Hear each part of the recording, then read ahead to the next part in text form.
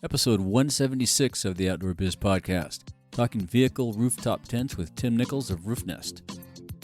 I believe achieving success in the outdoor biz is dependent upon embracing the outdoor lifestyle and learning from outdoor leaders that came before you. If you agree, then listen up for tips, advice, and hacks about growing or starting your career in the outdoor biz. My name is Rick Sayes. Welcome to the Outdoor Biz Podcast. On this episode, I'm speaking with Tim Nickles from Roofnest.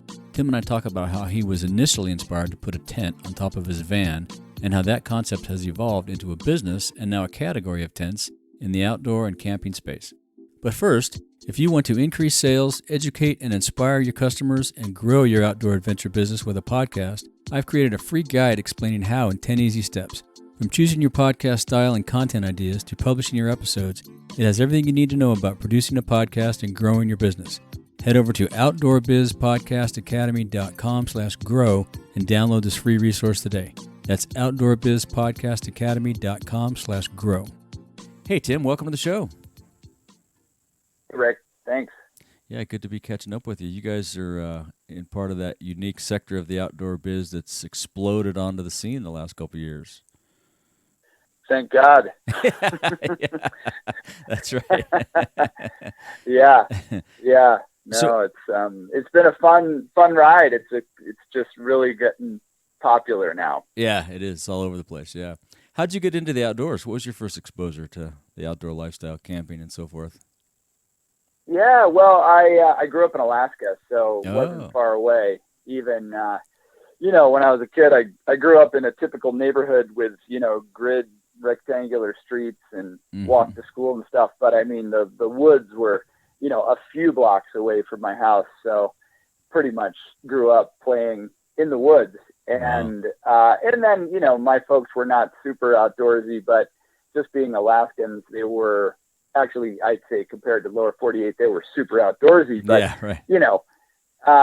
It's more of a lifestyle up there. You have to be into it because it's in your face. Oh, right? Yeah, that's what you do. Yeah. That's what you do. Everybody is talking about the outdoors and fishing, hunting. My dad wasn't a hunter, but we did plenty of fishing and lots of camping around that, and some hiking. And there's so much to explore in Alaska. It's just a beautiful place. So how does a molecular biologist get into the tent business?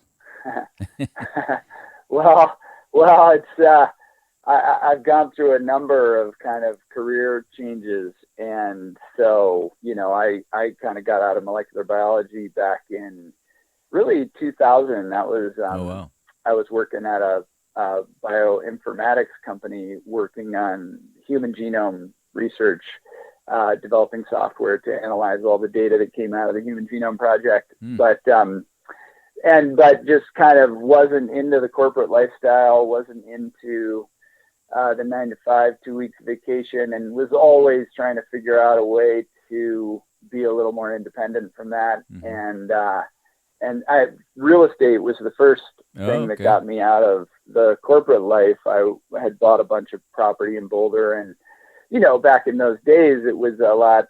Well, it was still difficult to do, but I was fortunate enough to have started quite early, and so that actually provided a means of getting self-employed for quite a number of years.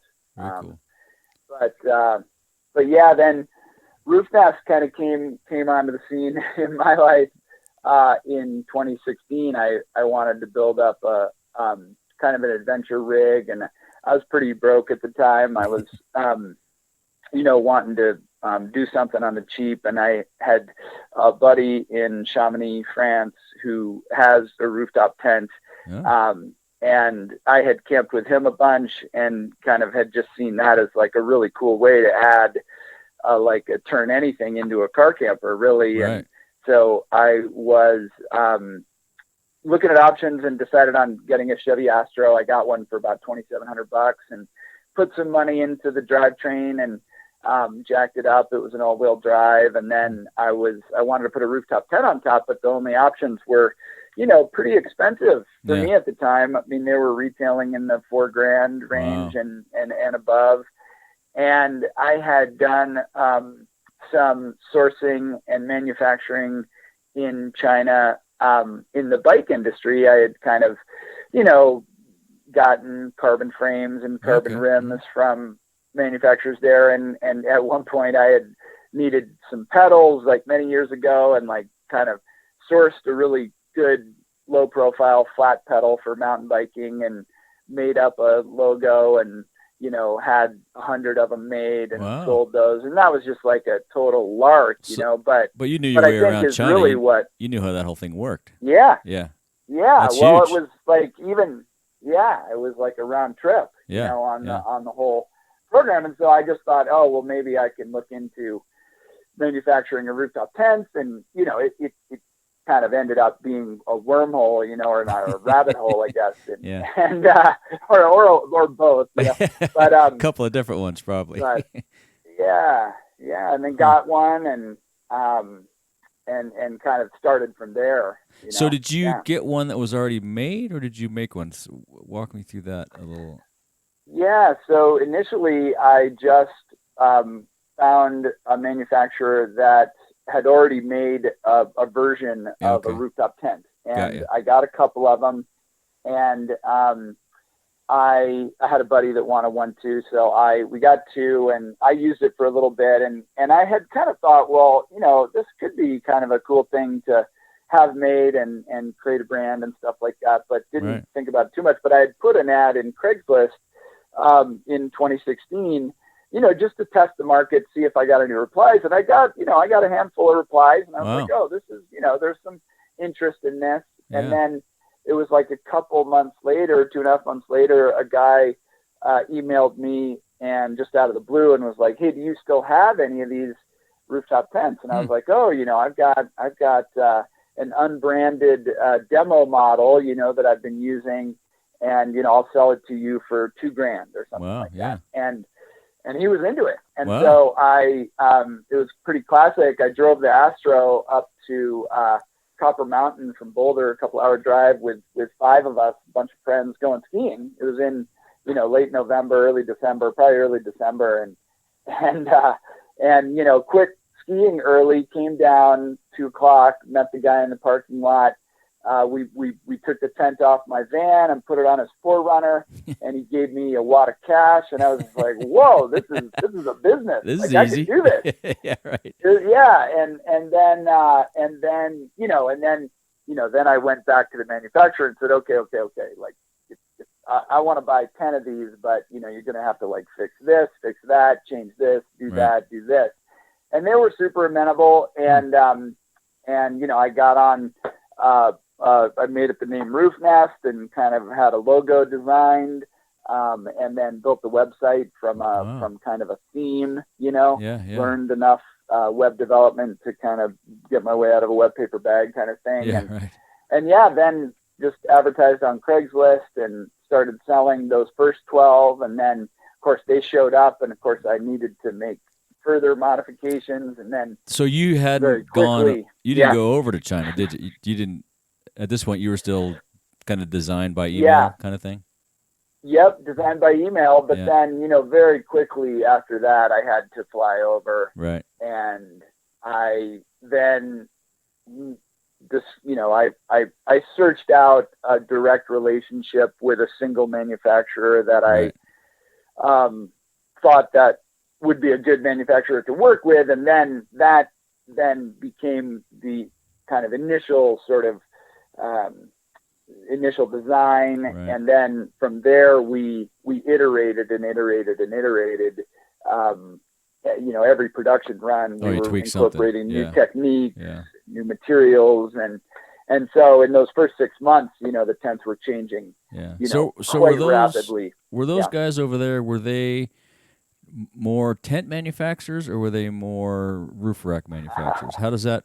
Is there a blend of that? How'd that happen? Yeah, well, because it's both, right? So, well, yeah, right. It is. Yeah, in a sense. I mean, the initial factory that I worked with also made storage boxes. Oh, okay. And they were good, but they were not. I didn't have confidence in them, and so the initial manufacturer, and still is my factory. I mean, we have a very, very close relationship now, but they initially were making 4-wheel drive parts for vehicles, all kinds of, specially fabricated, Sure. plastic and metal. And they had, kind of looked into rooftop tents and had some ideas. And so it was really, they were a pretty small shop. And I thought, okay, well, here's an opportunity to really kind of develop manufacturing from the ground up. Yeah, so that's what we did. And you guys had to be one of the first guys on the ground over here in the U.S. back then, right? I mean, were there any other brands being sold? Yeah. Well, there were, Maggiolina, which is also Auto Home in the USA. They've been around for 40 years. Oh, okay. I mean, these kinds of tents, this idea of having a tent on top of your car that uses gas struts to pop up with a fiberglass shell or some kind of shell has been around for 40 years, 50 years, even more maybe. But they had not really entered the U.S. market or the U.S. consciousness. And so, I think I was definitely early on. There were very few options, and now there are more, but still very few. Yeah, I think. Yeah. So did you have to do more design work on how it went on the car, or how the tent part of it, the structure of the tent? The tent part of it. Yeah. The tent part of it. Getting it onto the car is dead easy. I mean, it's you just put some kind of extruded metal channel on the bottom of your tent, and you can slide hardware into it and mount it to a roof rack. Because people have been mounting stuff to cars for so long. Exactly. That's a very yeah. And so you took some of your design inspiration on the tent from just regular tents, right? Did you take some mountain tents, backpacking tents over there to help the design process, or start from scratch? No. Well, it was really starting from scratch in that sense. I mean, these tents are designed more. I mean, the material that we're using is a kind of a canvas wall tent material. Yep. I mean, you're not manufacturing for the backpacker. The weight's not an issue, right? You don't have to have a super lightweight. Weight's not an issue. Yeah, right. And they always say in outdoor gear, I always think of it in skis. You can have a ski that's lightweight, damp, or inexpensive. Pick two. Right. And you're not going to get and so it's similar with tent material. It's going to be lightweight, high performing, or cheap. Pick two. And we threw out the lightweight, so we have a very high performing tent material that's actually not cheap, but it's extremely high performance because it just there's no you don't have to worry about weight. So. Yeah, the car's carrying it. So is it pretty easy to get on and off? I mean, how much do they weigh? I have no idea. No idea. Yeah, they weigh like 130 pounds. Oh, that's not that bad. And, I mean, just yesterday afternoon, one of my neighbors here in Boulder wanted to borrow a tent. Him and his wife and their kid have been kind of, they're big campers, they're teachers. They spend a lot of time outdoors in the summer. And so they're going on a road trip and they've been thinking about trying a Roofnest. And so, we just popped the one on my VW onto their car. It took us, just two of us, like 15 minutes. Oh, cool. I mean, it's just like literally undo a couple wing nuts and, lift the tent, put it over on their rack, tighten it back up. I mean, it couldn't be easier. Yeah. I've been camping a couple times with Andy Palmer. He runs the Adventure Portal. And he and his cool. He and his wife have a couple on their Jeeps, but I've only seen them just, never been inside one actually. I haven't looked at them that closely. So it looks pretty cool. Yeah, they're awesome. Yeah. So what do you enjoy most about it? Do you like the design part? Do you like the managing the team? What's your favorite part of your work? Yeah. Well, favorite part of the work, I mean, the design. I really enjoy, tinkering with gear. I've always been I've always, modified my gear and tried to get the right combination of things for all the sports that I do. And so that's super interesting to me, the design, making things better, but I get a lot of enjoyment from just seeing my customers be out there in their vehicles, in the woods, whatever, and just really digging the product. I mean, I get so much enjoyment out of that. We have a a Facebook group called the Roofnest Flock that Cool. we got about 700 or 800 members, and the vast majority are customers. And they're just constantly posting. I mean, every Monday I got a full news feed of like my customers going all over the place, Right. And just being psyched about it, and psyched about the brand, and really, positive about what the tents allow them to do, and what it brings into their lives. And so that's super. That's very cool. Rewarding. Yeah. What have been a couple of the toughest challenges getting everything off the ground, starting the business and getting it to? I mean, you guys are doing pretty well these days. Yeah, it's going well. And the challenges have been keeping up with production. Everybody's because, there's been, right. I mean, there's been a ton of demand, and, it's a very, it's sort of a delicate balance between making improvements to the tents and ramping up just numbers, ramping up productive capacity. And, right. I err on the side of wanting to improve the tents. I'm always wanting to like fix this, make that better, this and that. And, it's a nightmare for my production manager because, they're challenged with, trying to fill orders and, kind of get 50, 100 tents built at a time. And if I'm constantly tinkering, it makes it hard. And sometimes I get that balance wrong, and we end up like this spring, we just haven't had enough tents to fulfill demand. And so we've constantly been back ordered, and that's a good problem, but it's still a problem. It's a problem, but that's, like you say, that's a good problem. And I think, scarcity creates demand. So I think there's not necessarily a negative thing in that. Do you have a seasonality to your tents, or do you just tinker as you go? You have seasons, so you have seasons, and you launch this season and then spend your time tinkering that, and then launch that tinker and those changes the next season, or is it ongoing? Yeah, I wish it was that well planned, Rick, but no, it's ongoing. I mean, I'm now kind of realizing, like, if we're going to make any changes, we do it over the winter, and then we come out with a new, single set of new features and improvements in the spring. Yeah. I mean, that's got to be the right way to do it. Yeah. So how do you guys engage consumers and buyers? Do you go to a lot of shows and events, or do you sell in the outdoor retail stores? What's that look like? Yeah, so we I made the decision early on to just sell direct to consumer, and initially I made that decision because it was just in the beginning that's what you do as a new brand. Yeah. And our productive capacity wasn't there to approach retailers, and as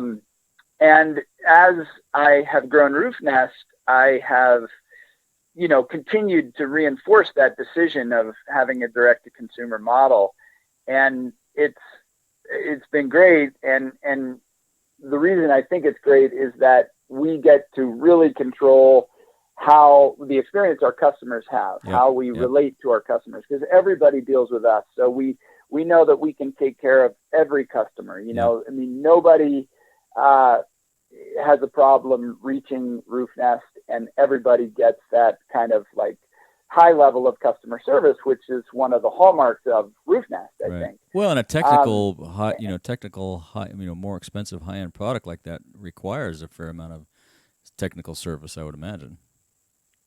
It sometimes does. I mean, we like to think of our tents as simple to use and just a complete package.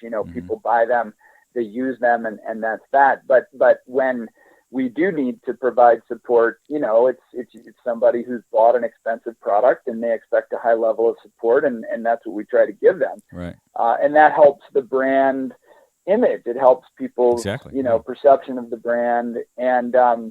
And then it also helps us to be, the other thing I really wanted Roofnest to be was like a really good value. I'm very big about making these products or anything, available to everybody who they can be. And I'm not trying to build, this like super high-end carbon tent with, lights and a battery and everything built in for $6,000. I want, I'm trying to build like a good, solid, easy to use, durable, simple tent that I always say it's like everything you need, but nothing you don't. and then keep the price at a level that's, a great value compared to everybody else. Right. And that direct to consumer model is a big part of achieving that, keeping our margins low. And yeah. And how do people find you? I mean, is it shows and events? So, You have a showroom there? We don't have a showroom. We don't really do shows and events. We connect with our customers via the web and over the phone. Mm-hmm. We do have people come to, they'll come to my condo and look at a tent on top of my car. That doesn't happen very often, but that does happen.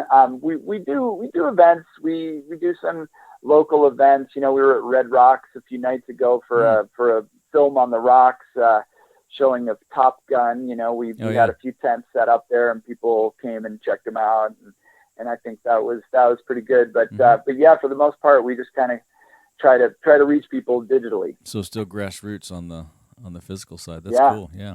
Yeah. Were you guys? I didn't see you at Outdoor Retailer. Were you at the show? No. No. So we don't have any retail locations. So don't need to go. Being Right. an Outdoor Retailer as a brand is not our thing. It's those shows are. We had a couple tents in the show because companies that we work with were displaying at the show. So there were a couple of roof nests in there, but no, the brand didn't go. And have you been to Overland Expo? Is that the one? Is that what it's called? So we have a partnership with Honda Motor Corp. Okay. They've purchased several roof nests to sort of highlight the functionality and kind of adventure side of their vehicles. Right. So they used it to build up a kind of concept ridgeline last year, and then this year they built up several Passports, which is their new SUV, and put roof nests on them and took them to Overland Expo West. And, they invited me out, and I went out and camped with Honda. Great bunch of guys. It was super fun. We had a great time together, and it was great to see the show and get to, a lot of people came by the Honda booth and checked out roof nests. Right. So it was cool. Yeah, that's a good way to get engaged with those folks. So this overlanding or vehicle supported adventure is blown up. What do you think? Are we in the first inning of this thing or the ninth inning? What's the future look like?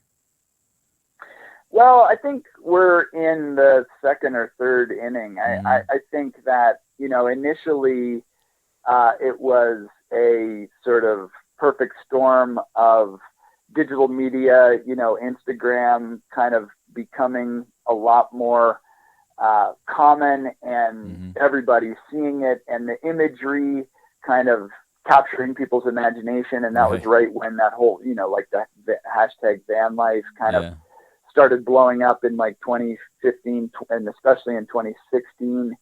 And people saw, vehicle-based adventure as a way to have the lifestyle that they want, have the adventures that they want, be the person that they want. And everybody, I think, aspires to that kind of Instagram version of van life, but I think a lot of people, that was very off limits for the vast majority of people because, you can buy a van like I did, an old, van, and put some money into it and go that way. But a lot of what had happened on Instagram and is still happening are these, $50, $60, $80, $120,000 vans, which is really, and then you there's go one up of those, to there's one of those Sportmobiles for sale down on the corner here in Bishop. I haven't even stopped to look at the price tag. I'm sure it's over 115 grand. Yeah. And that's great, but now you have to park a whole separate vehicle. Right. And, it's just not practical for 98% of people out there. And so, but people want that, and rooftop tents are the perfect solution because you don't need another vehicle. You just get some crossbars.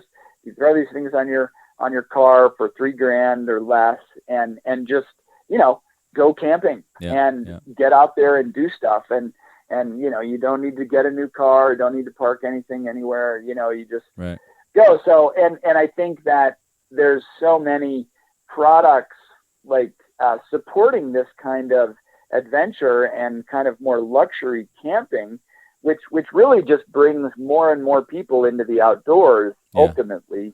And so there's so many products like Dometic, these brands that have Adam refrigerators Adam was on the show 2 weeks ago, I think. Yeah. Cool. Adam yeah. Okay, cool. Yeah, no, and so there's just all the stuff supporting it, and I just think it's at the very beginning stages of growing. I think it's got several more years of growth in it, and then it'll be a standard thing. Yeah, no, I think you're right. I think, and there's, like you say, there's a lot of accessory type things like what Dometic's doing, and some of the other camping side of product. Because if you're with a vehicle and you're no longer backpacking, you can take a decent stove and you can take plug in your Dometic ice chest, and there's a lot of the gear can be heavier and more durable as opposed to backpacking where it has to be super lightweight and you wonder if it all lasts, but it has to be super lightweight. Totally.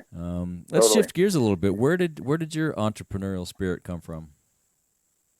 I don't know. I think ultimately it came from a desire to play more and be able to control my own life more. And like I said, when I was working at that bioinformatics company back during the Human Genome Project, I was just working for the man, and I really enjoyed it for a year and a half because it was such a stimulating intellectual environment and very exciting time in molecular biology and human genomic research and stuff. But pretty quickly after a few years, it was like a job. And I had like 3 different managers, and I was restricted in taking time off, and I wasn't into that, and so I just wanted to think of ways to be independent from that system of of working, like, and the irony is you try to go out on your own and make it as a self-employed person, and you often end up working far more than you would have at a regular job, but you get a lot more control over it, and so what do they say? Entrepreneurs will work 90 hours to avoid working 40. Exactly. Yeah, that's pretty accurate. Pretty crazy. Yeah. So you still camp a lot? What outdoor activities do you participate in? Yeah, I mountain bike a lot in the summer. Actually, I was just camping up on Vail Pass this past weekend and did a big cross country ride with a crew of friends on Saturday. And so mountain bike a lot. I used to do a pretty wide variety of sports, and anymore I'm kind of like a mountain biker and a skier, really. I ski in the winter, I mountain bike in the summer, and then do some other paddle boarding, and I actually do some fishing, other things like that, climbing once in a while. So And who are some of the mentors that have helped you along the way get the business off the ground or start the business? Boy, I really didn't.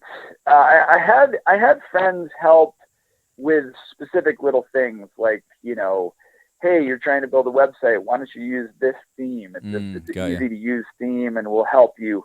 And then I had people suggest a way to do the logo design, and I bounced ideas off friends for the name Roofnest. And a lot of it was just figuring it out on my own, and I think that can be. I mean, I think it's great if you have a good mentor who can kind of show you the way, but it's also quite effective to find your own way, because there's a lot of things in this world that are kind of done a certain way, and they're not always done that way because that's the best way.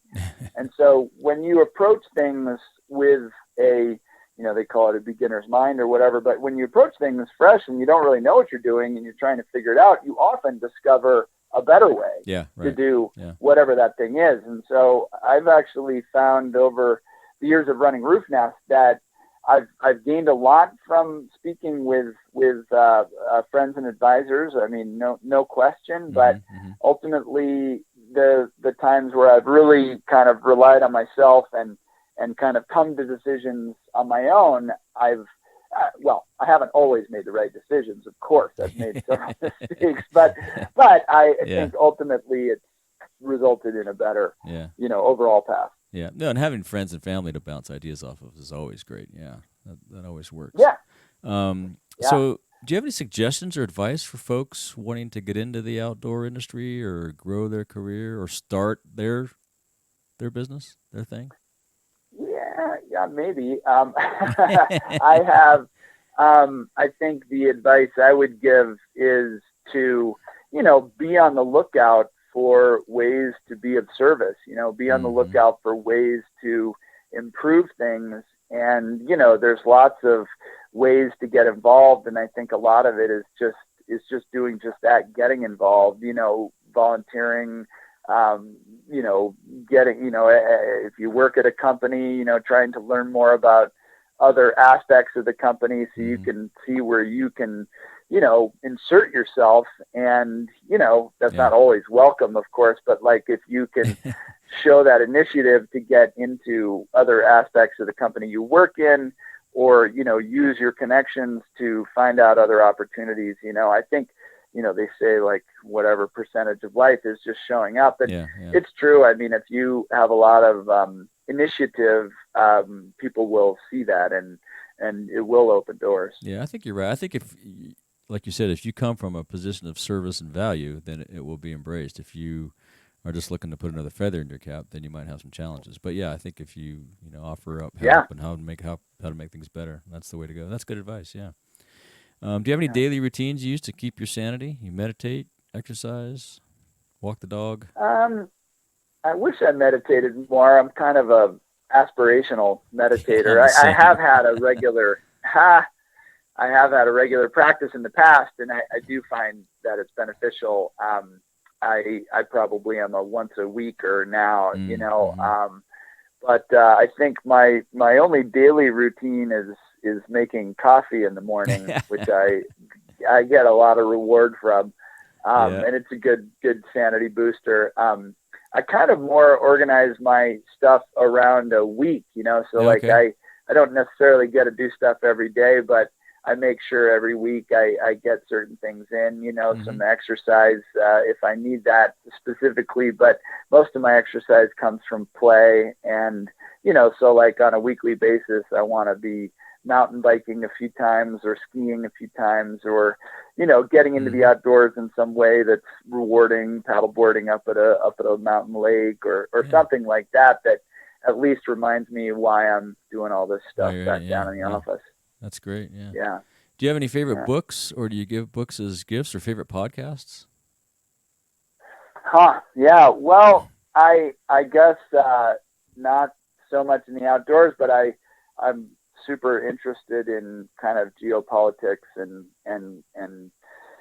history and how nations get together and stuff like that. And so I listen to a podcast called Global Dispatches, which is awesome. The guy who runs it is a former State Department guy who just has a lot of connections, been in sort of global politics for a while. And he reports and interviews people from places outside the USA. In the USA, we kind of often get sort of tunnel vision or what do they call it, the echo chamber and stuff. And he's definitely bringing in some new perspectives. That's a good one. And then as a book, my favorite book from this last year has been a book called Winners Take All. And it's by this guy, Anand, I can't even pronounce his last name, Girodandis or something like that. We'll find it and link to it in the show notes. Yeah. It's a great one. I haven't heard of that one. I'll check that out. Yeah, we'll link to the podcast and the book. That sounds like an interesting podcast to add to my quiver. That's a growing quiver, though. Yeah. How about a favorite? Global Dispatches. Yeah, it sounds good. How about especially now with all the things going on in the world, right? It's like, man. Yeah, totally. How about a favorite piece of outdoor gear under $100?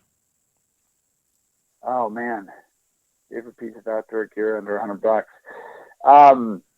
Jetboil. Ah, good. Yeah. A lot of people have said that. I think it's key. Yeah, that goes into the coffee category. Exactly. Yeah, I'm the same way with my morning coffee. Yeah. As I we love wrap my up, Dep is there oil. anything else you want to say to our listeners or ask of our listeners? Yeah, no, not really. I think, check out Roofnest. We always love to have customers, and, Yeah, we'll link to your website. yeah, cool. Just get outside. You don't need gear to get outside. That's, I think, the big message is Mm-hmm. it's really about just planning and motivation, and you really don't need much to Go for a hike, really go for a start walk. an outdoor lifestyle. Yeah, right. totally. And if people want to follow up with you, ask questions or anything else, what's the best way? LinkedIn? Not so much LinkedIn. I would say just through the website. We have a contact form on the website, and you can always email us at info@roofnest.com. Okay. And we have a great Instagram feed, at Roofnest. And then we have that Facebook group, the Flock, the Roofnest Flock, cool. is open to the public. You just cool. kind of sign up for it and answer a couple questions, and we get you in. And it's a great place to learn about our products and ask questions of our customers and all that stuff. So the Flock is awesome. Great. We'll link to all that stuff in the show notes. Yeah, that's good stuff. Well, it's been great catching up with you, Tim. Thanks for the time. Yeah, you too, Rick. Yeah, Thank you. I'll look you up next time I'm in Colorado. Come by your condo and see a tent. Do it. All right, man. Have a good one. Yeah, you too, man. Take care. Yeah, bye-bye. If you want more of the Outdoor Biz Podcast, you can subscribe on Apple Podcasts, Google Podcasts, Stitcher, Spotify, or wherever you get your podcasts. Be sure to go to the outdoorbizpodcast.com where you find all the episodes, show notes, and much, much more. Until next time, be sure to make time to get outside.